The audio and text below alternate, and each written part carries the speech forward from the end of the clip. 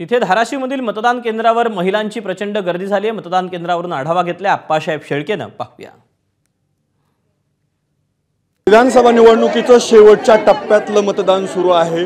दुपारी 3 वाजेपर्यंत धाराशिव जिल्ह्यामध्ये जवळपास 41% मतदान झालं आणि त्यानंतर आता आपण पाहू शकतात की मतदाराच्या अक्षरशः रांगा लागलेल्या आहेत। उस्मानाबाद शहरातील आठवडी बाजार मतदान केंद्रावरलं हे चित्र आहे।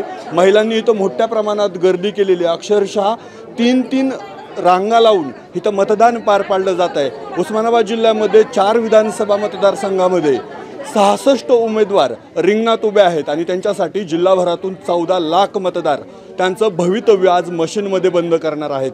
आज ह्या मतदान केंद्रावर आपण पाहतो की महिलांची ही मोठी गर्दी पाहायला मिळते आहे आणि जवळजवळ प्रत्येक बूथवर 3 रांगा लावून मतदानासाठी लोक प्रतीक्षेत आहेत आणि आता ही टक्केवारी शेवटच्या टप्प्यामध्ये किती वाढणार आणि मतदार कुणाचं भवितव्य कशा पद्धतीने मतदान यंत्रामध्ये कैद करतात हे पाहणं महत्त्वाचं ठरणार आहे। आप्पासाहेब शेळके, एबीपी माझा, उघडा डोळे बघा नीट।